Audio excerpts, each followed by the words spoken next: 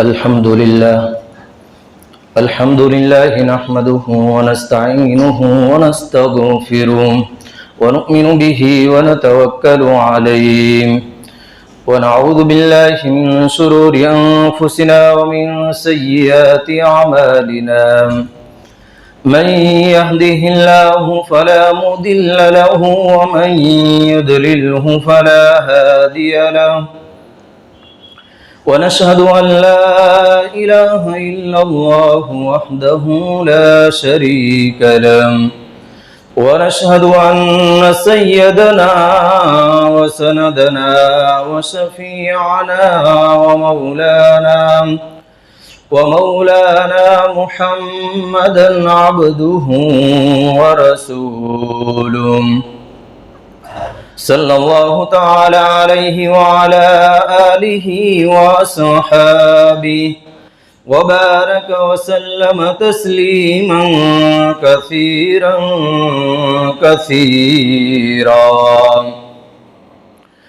أما بعد قال الله تبارك وتعالى في الكلام المجيد والفرقان الحميد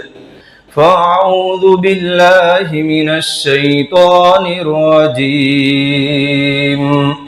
بسم الله الرحمن الرحيم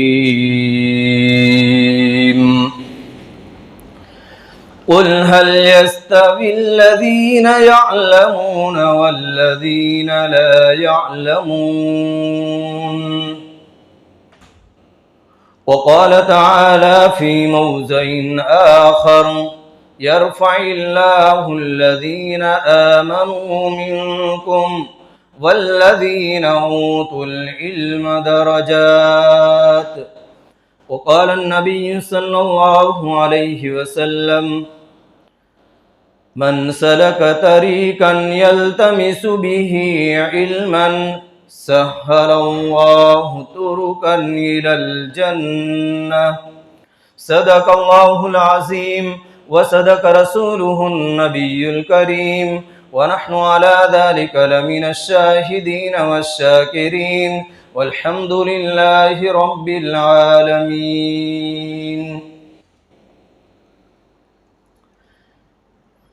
میرے بھائیوں، دوستوں اور بزرگوں، گزشتہ جمعہ میں آپ حضرات کے سامنے رمضان المبارک کے بعد کس طریقے سے اپنی زندگی کو گزارے اس کے متعلق کچھ باتیں عرض کی گئی تھی۔ آج میں آپ حضرات کے سامنے جو آیت کریمہ اور حدیث مبارکہ کو پڑھا ہے اس کے متعلق کچھ باتیں بیان کرنے جا رہا ہوں۔ علم دین کی اہمیت اور علم دین کی فضیلت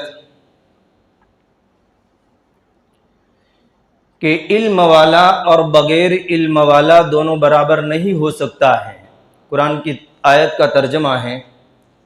کہ جاننے والا اور نہ جاننے والا یہ دونوں برابر نہیں ہو سکتا ہے۔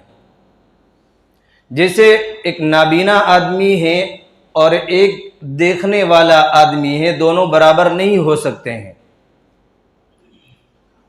اور جیسے گرمی ہے اور سایہ ہے، یہ دونوں برابر نہیں ہو سکتے ہیں۔ جیسے زندگی ہے اور موت ہے، دونوں برابر نہیں ہو سکتے ہیں۔ وَلَا الظِّلُّ وَلَا الْحَرُورُ وَمَا يَسْتَوِي الْأَحْيَاءُ وَلَا الْأَمْوَاتُ وَلَا الظُّلُمَاتُ وَلَا النُّورُ، اندھیرا اور روشنی یہ دونوں برابر نہیں ہو سکتے ہیں۔ ایسے ہی ایک جاننے والا اور ایک نہ جاننے والا یہ دونوں برابر نہیں ہو سکتے ہیں۔ اور جس آدمی کو اللہ رب العزت نے علم دین عطا فرمایا اور دین کے علم کو حاصل کرنے کے لیے لگایا، اس سے بڑھ کر دنیا میں کوئی نعمت نہیں ہو سکتی ہے۔ جو بندی علم دین حاصل کرنے کے لیے اللہ کے راستے میں نکلتے ہیں اور اسی طریقے سے پڑھنے کے لیے جاتے ہیں، تمام مخلوقات اس کے لیے مغفرت کی دعائیں کرتی ہیں، حتیٰ کہ سمندر کی مچھلیاں اور زمین کی تہ میں رہنے والے کیڑے مکوڑے تک جو بندہ اور جو بندی علم دین حاصل کرتے ہیں ان کے لیے مغفرت کی دعا کرتے ہیں، اور فرشتے اپنے پروں کو ان کے نیچے بچھا دیتے ہیں، ان کا وہ مقام ہے، ان کا وہ مرتبہ ہے۔ اور حدیث پاک میں آتا ہے، پیارے آقا تاجدار مدینہ حبیب کبریا حضرت محمد مصطفیٰ صلی اللہ علیہ وسلم نے فرمایا کہ جو بندہ، جو بھی آدمی علم دین حاصل کرنے کے لیے چلتا ہے، اللہ رب العزت اس کے لیے جنت کے راستے آسان فرما دیتے ہیں، جنت کا راستہ آسان ہو جاتا ہے۔ عام طور پر لوگوں کے ذہن و دماغ کے اندر دنیاوی علوم کا جو غلبہ ہونا چاہیے وہ غلبہ ہے، دین کا جو شوق اور اسی طریقے سے دینی علوم کا جو فکر ہونا چاہیے وہ دینی علوم کا فکر نہیں ہے، کہ دنیا کی بڑی سے بڑی ڈگری حاصل کر لے، بڑے سے بڑا عہدہ حاصل کر لے، بڑے سے بڑا فنون حاصل کر لے، لیکن یہ ایک ضرورت ہے، مقصد نہیں ہے،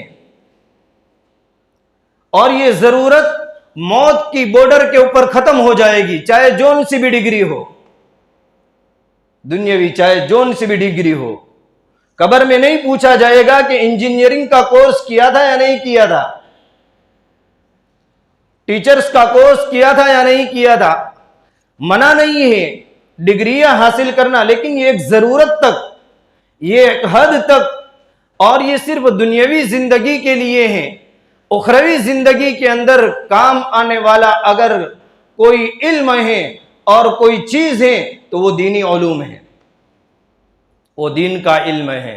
کہ وہ آخرت کے اندر بھی کامیابی دلائے گا اور دنیا کے اندر بھی ترقی دلائے گا، دنیا میں بھی کامیابی اور آخرت کے اندر بھی۔ تو ضرورت کا علم ضرور حاصل کرنا ہے، اپنے بچوں کو پڑھانا ہے، ڈگریاں حاصل کرنا ہے، لیکن دین کے علم کو پس پشت ڈال دینا، پیچھے ڈال دینا، اور اس کو یوں سمجھنا کہ یہ تو جو کچھ لوگ کرنے والے ہیں ان کا کام ہے، یہ کمزور لوگوں کا کام ہے، یہ غریب لوگوں کا کام ہے، ہم تو مالدار لوگ ہیں، ہم تو عقل مند لوگ ہیں، اس لیے ہم دین کا علم حاصل نہیں کریں گے، بلکہ پچھات قسم کے لوگ، غریب قسم کے لوگ اور کمزور دماغ والے وہی دین کا علم حاصل کریں گے۔ نہیں بزرگوں، ایسا نہیں ہے، بلکہ ہر ایک کے لیے ضروری ہے، ہر ایک کے لیے، مرد کے لیے بھی عورت کے لیے بھی دین کا ضروری علم حاصل کرنا فرض ہے۔ حدیث پاک میں آتا ہے، طلب العلم فریضۃ علی کل مسلم و مسلمہ، کہ دین کا ضروری علم حاصل کرنا ہر مسلمان مرد عورت کے لیے فرض ہے۔ یہ جو مدارس ہیں اس کو ہم معمولی نہ سمجھے، یہ ہمارے بچوں کو پڑھاتے ہیں، دینی علوم سکھاتے ہیں، ان کو فرائض سکھایا جاتا ہے، ان کو واجبات سکھائے جاتے ہیں، ان کو عقائد سکھائے جاتے ہیں، ان کو سنتیں سکھائی جاتی ہیں، دین علوم کے ذریعے سے ان کو آراستہ کیا جاتا ہے، مزین کیا جاتا ہے۔ یہ کوئی معمولی چیز نہیں ہے۔ ہمارے گھر کے اندر 5 بچے ہیں، 4 بچے ہیں یا 3 بچے ہیں، کم سے کم ہم اپنے ایک بچے کو دین کے علم حاصل کرنے کے لیے وقف کریں کہ ہمارا ایک بچہ دین کا علم حاصل کرے گا، ان کو عالم بنائیں گے، ان کو حافظ بنائیں گے، یا کم از کم دین کی موٹی موٹی باتیں ان کو سکھائیں گے، ضروری علم ان کو سکھائیں گے۔ عام طور پر بزرگوں دوستو، دنیاوی علوم کا اتنا غلبہ اور اتنا اس کا چرچا ہے کہ لوگ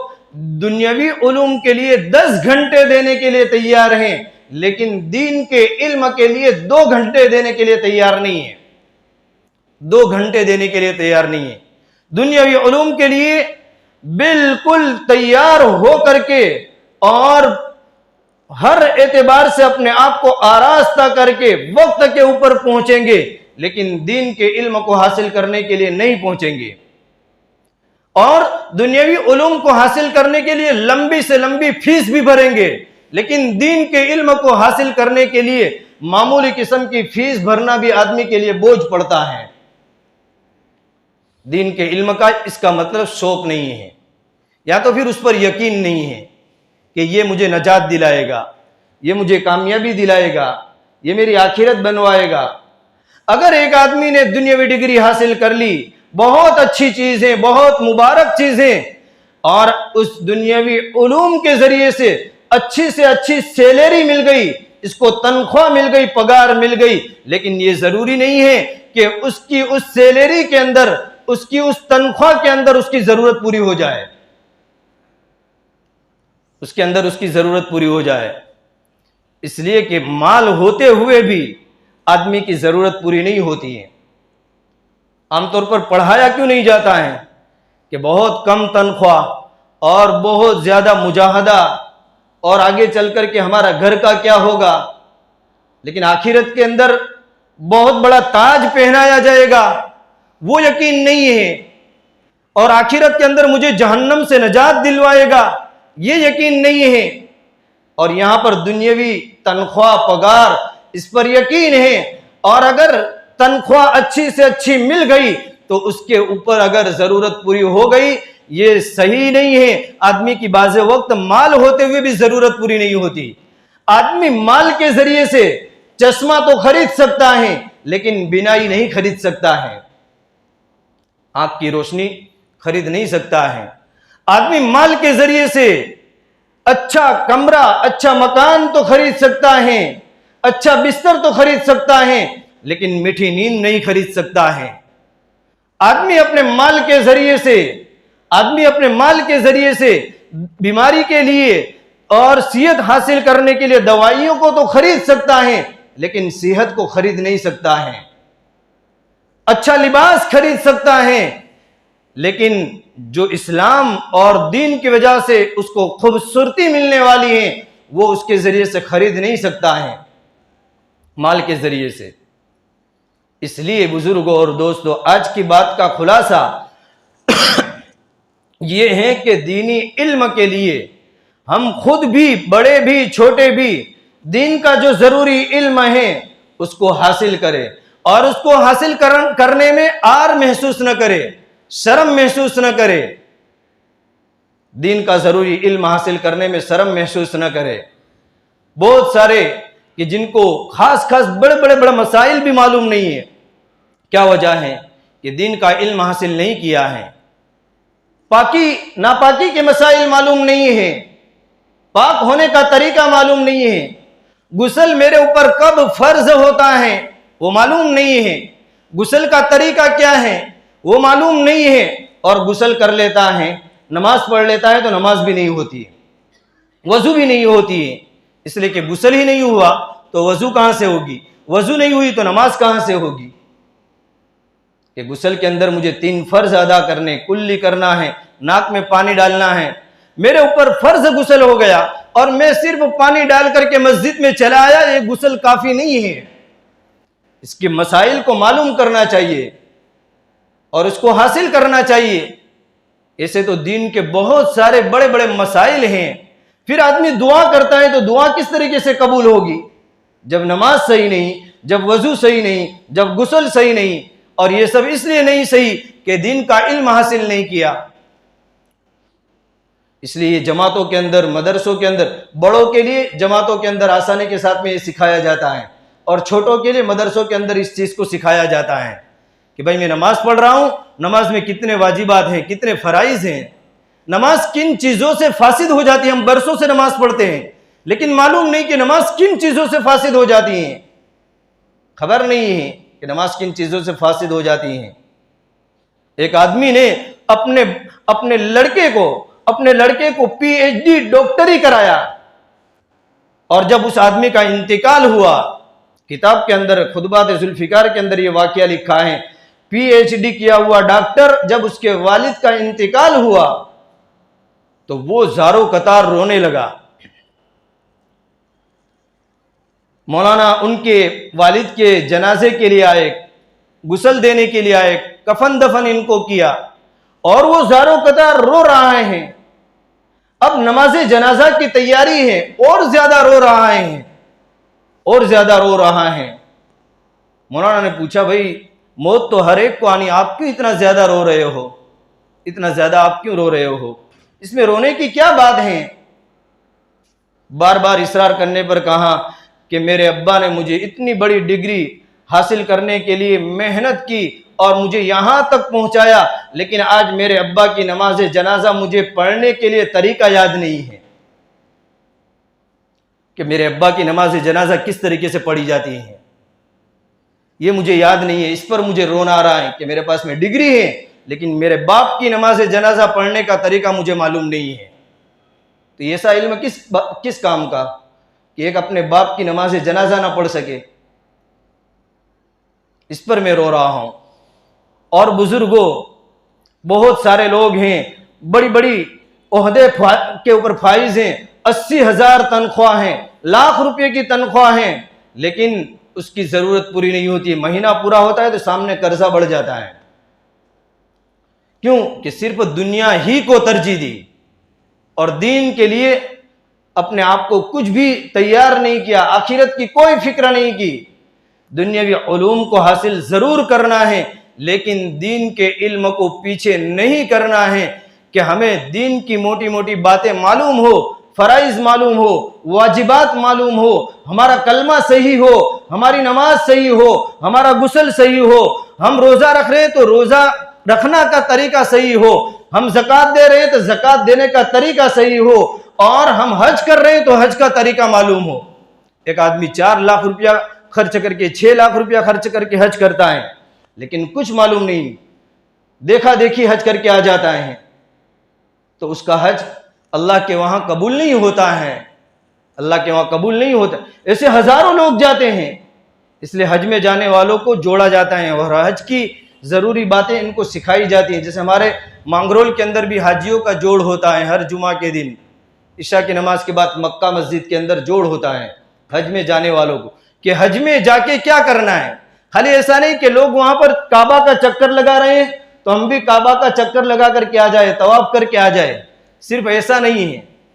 بلکہ ہم بھی وہاں جا کر کے حج کس طریقے سے کریں۔ حج کے بھی فرائض ہیں، حج کی بھی واجبات ہیں، اور بہت سی مرتبہ تو میں نے اپنی آنکھوں سے دیکھا ہے قبرستان کے اندر ایک طرف نماز جنازہ ہوتی ہے اور کچھ لوگ باہر کھڑے ہوتے ہیں، کچھ لوگ باہر کھڑے ہوتے ہیں۔ بعد میں پوچھتے بھائی آپ نے کیوں نماز جنازہ نہیں پڑھی؟ تو کہ میرے کپڑے اچھے نہیں تھے، میرے کپڑے اچھے نہیں تھے، میں ناپاک تھا۔ بھائی چھوٹا بچہ ہے کہ اس کے اندر یہ چیز ہوتی ہے کہ وہ پاکی ناپاکی کی ان کو تمیز نہیں ہوتی ہے۔ ایک بڑا آدمی یوں کہے کہ میں ناپاک ہوں، نماز جنازہ نہیں پڑھ رہا ہے، یا پھر مجھے نماز جنازہ پڑھنا نہیں آتا ہے۔ نماز جنازہ کے اندر کیا فرائض ہیں، نماز جنازہ کے اندر کیا سنت ہے، اکثروں کو معلوم نہیں ہوگا کہ نماز جنازہ میں کتنے فرض ہیں اور کتنی سنت ہیں اور واجبات کتنے ہیں۔ نماز جنازہ میں واجب نہیں ہے، 3 سنت ہیں اور 2 فرض ہیں۔ قیام کرنا اور 4 تکبیر کہنا، یہ 2 فرض ہیں، اور سنت کہ اللہ کی تعریف بیان کرنا، اور اس کے بعد کے اندر میت کے لیے نبی صلی اللہ علیہ وسلم پر درود پڑھنا، اور تیسرا ہے کہ میت کے لیے دعا کرنا۔ یہ 3 سنت ہیں، لیکن یہ موٹی موٹی باتیں بھی عام طور پر معلوم نہیں ہوتی ہیں، اس لیے دین کا علم حاصل کرنا بزرگوں اور دوستوں بہت ضروری ہے۔ دنیاوی علوم کے لیے بھی ہم محنت کریں، لیکن دین کے علوم کی ہمارے دلوں کے اندر اہمیت ہونی چاہیے۔ ایسا نہیں کہ اس کو سرسری سمجھا اور اس کے لیے جی میں آیا تو فکر کی اور جی میں آیا تو فکر نہیں کی، بلکہ ہمارے گھر میں جتنے ہمارے فرد ہیں سب کو دین کی موٹی موٹی باتیں معلوم ہونی چاہیے، تاکہ دین کا علم ضروری ہوگا تو ہماری دنیا بھی بنے گی اور ہماری آخرت بھی بنے گی، اور اللہ تعالیٰ اس کے ذریعے سے ہمیں دنیا اور آخرت میں نجات عطا فرمائیں گے۔ اللہ تعالیٰ کہی سنی باتوں پر عمل کی توفیق عطا فرمائے۔